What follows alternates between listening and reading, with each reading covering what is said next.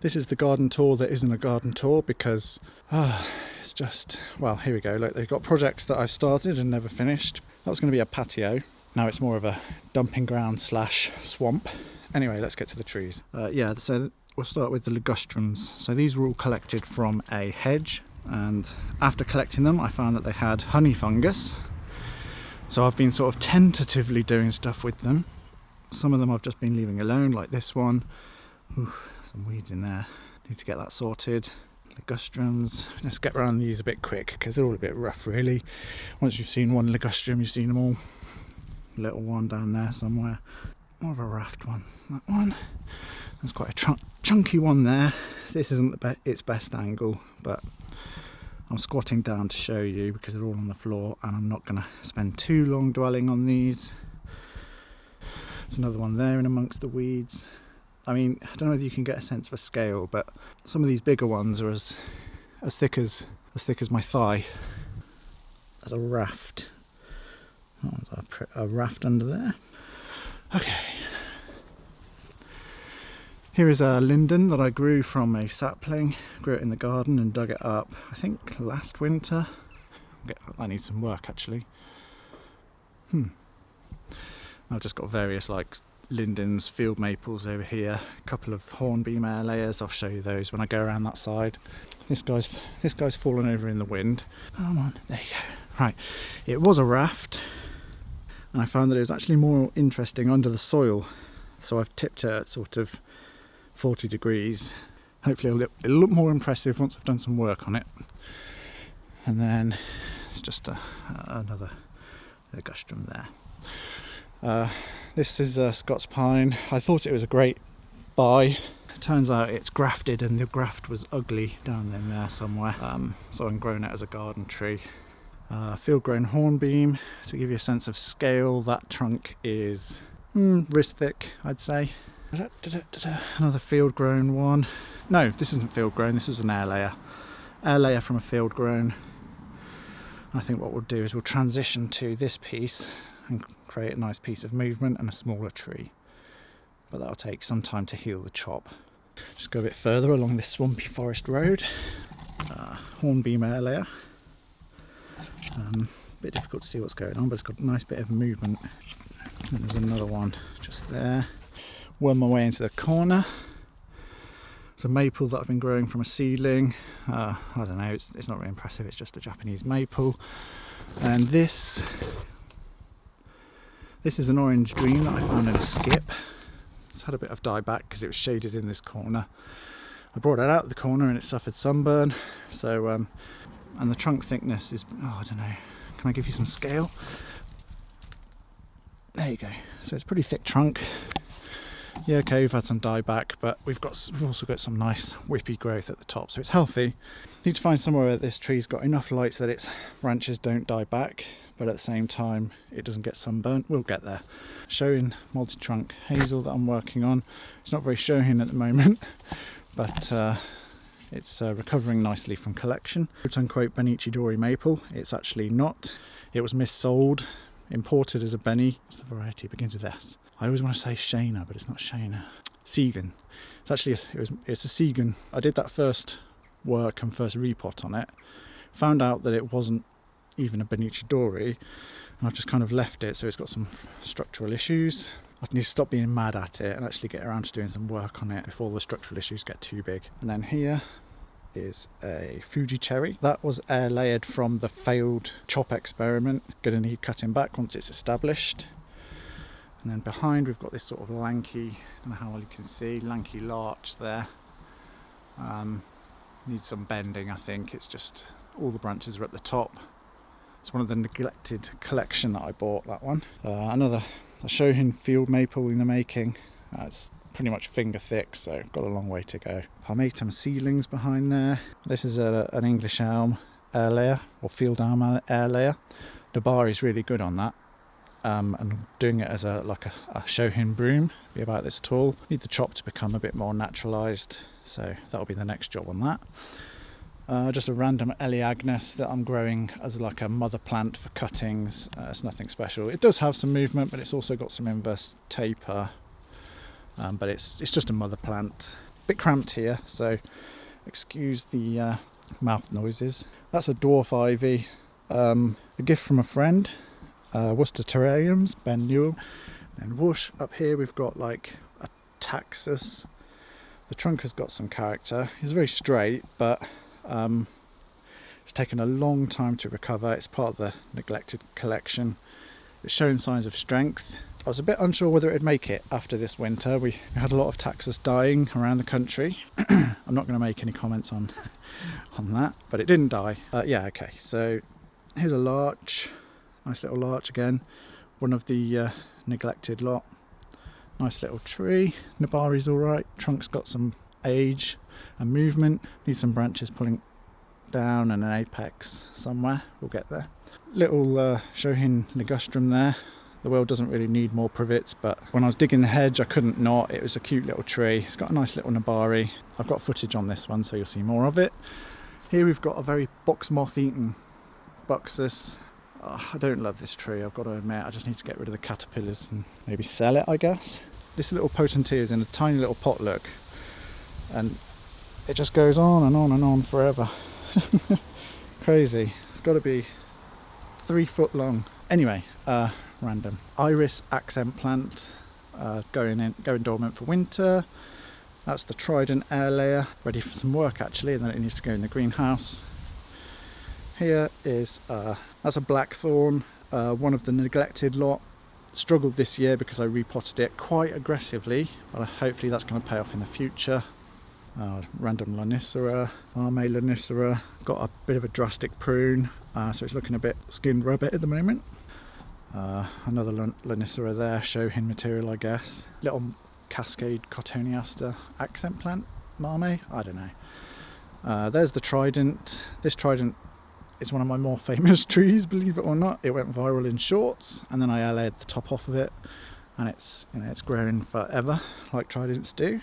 Need to repot though, so we'll thicken this up to create a transition, trim this back to the shoulder, and create a smaller tree. The Nabari's got this weird foot, so I think we'll sort of do a ground layer and completely rebuild the Nabari maybe, or maybe take cuttings and do some grafting. This is just like random plant propagations, some dwarf cotoneasters that I'm growing on, miniature rose, a couple of berberis at the back you can't really see. And this is a Scots pine that I've been growing from a seedling. Okay, I'm just navigating some slippery ground here. It's got some nice orange, the last of the Sangokaku coral bark maple foliage. This is one of the neglected lot. I think there's opportunity to take a nice little air layer and create a mini tree there. I think the straight trunk is very boring. The Nabari is developing well in this large crate, so it might be that we cut back to a side branch and have a nice sort of, I don't know, it's 90 degrees so it might not be very nice. The other alternative is to graft some branches in, cut off these thick ones that are at 90 degrees and just completely rebuild it. This is a, oh god, what are they called? Shishigashira air layer. I air layered it a couple of years ago.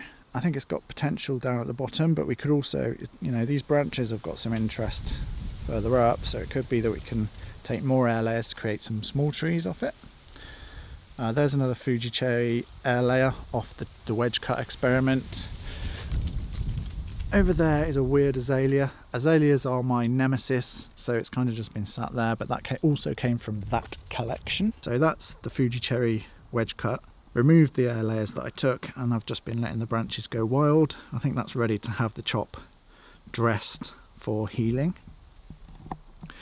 And then here we've got a random as heck Japanese maple. It's a small leaf variety, so I'm holding on to it. It's definitely not a traditional one, this. I'll try and get another angle. Yeah, so someone did some chops and the chops died back, leaving this very random trunk. Could do something fairy tale with this one, or maybe cosmic. The fake Benici Dori that I've been resenting since I got it. Another look of the lanky larch, just goes on forever, look. Be able to do something with that eventually. And here we've got a Shohin Yu. What I did,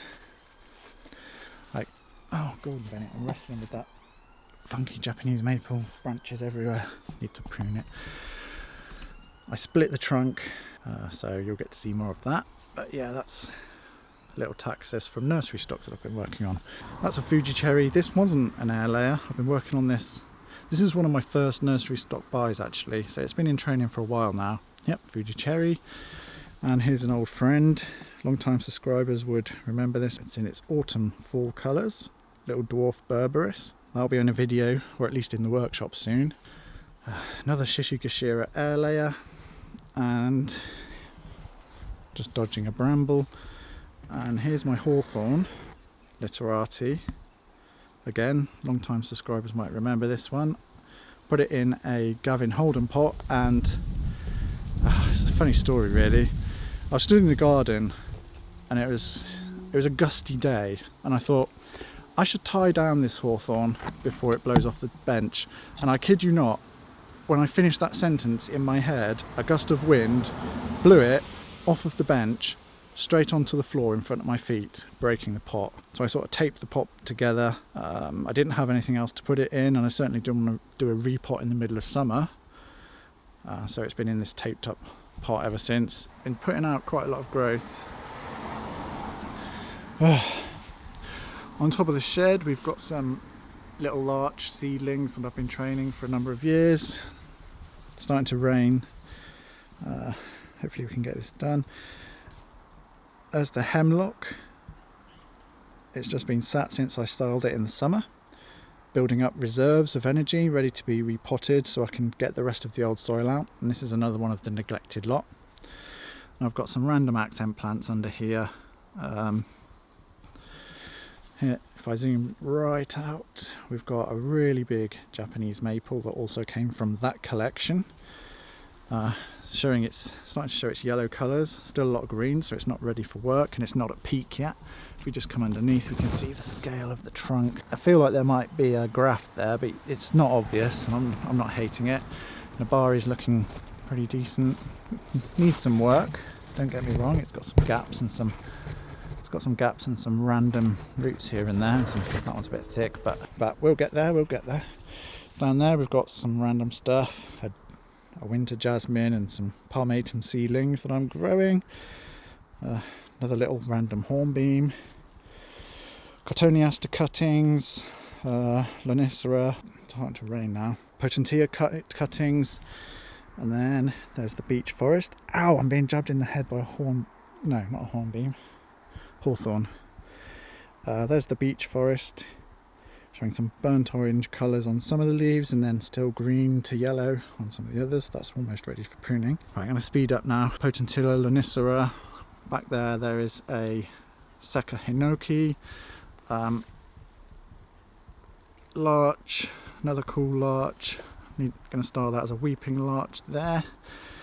Some random stuff. Camera's going to get wet. Come on, we're nearly there.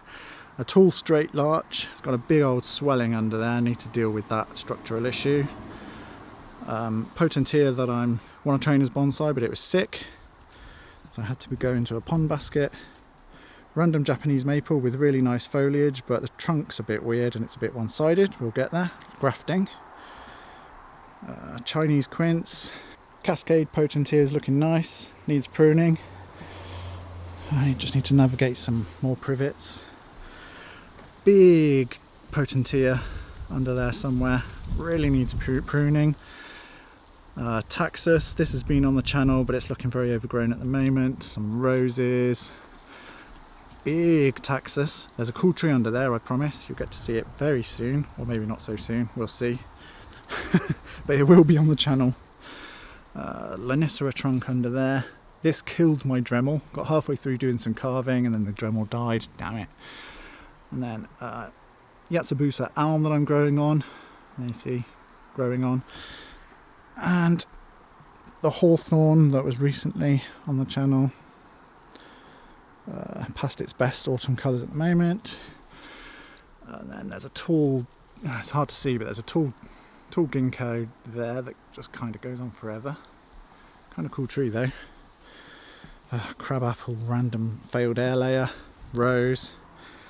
Pyracantha, wiggly pyracantha, a hornbeam air layer, Another wiggly pyracantha. Field elm, no, field maple. Field maple nursery stock project. We're silhouetted now because I'm facing the daylight, but there's the hornbeam, ready for work. Oh, goodness me. The wind's blowing the rain everywhere. Just need to keep the lens pointed down for a second. Look at the state of the mud. It's the dogs churning it all up. Used to be grass. Right, Forsythia has got dieback. I thought it was a bargain, but it's died back all the way down here. Shame. Here is another nice big ginkgo. This will be on the channel soon. We're really getting wet now. Oh, chojabai cuttings, spruce, chojabai stuff. Oh my goodness. And here is the oak that you have seen. I'm getting a weird fungus. I'll go around the other side and show you the fungus. Shohin taxus in the making. Yeah, and then there's the £5 nursery stock hornbeam that was ground layered and is still recovering. And then the trees that I've been dodging as I show you that lot are ligustrums. They're pretty nondescript. I won't get the camera wet to show you those because there's more interesting stuff around here. So we've got a Pinus nigra that I've been growing. This has been like my learn how to pine tree. Got a couple of branches and a future apex, and then up here is a sacrificial thing. Corkbark elm, Shohin, Scots pine seedling. We have got some really nice buds on this one. Don't know how well you'll be able to see them. See if I can show you. Just in there, right on the trunk. And then another Scots pine seedling. Spoilers, field elm. Seen that one very recently. So another Scots pine, desert accent plant there, succulent. A couple more waiting to be processed. And then there's the big old Chinese elm. Goes on forever. Got away from me a bit. Almost ready for work. Still a bit of green up the top. Can't see very well because of the light, but yeah. So where's the front? Front's about there. Another view of the hornbeam, covered in its winter leaves. You would have very recently seen this linden. There it is. And then there's the cotoneaster.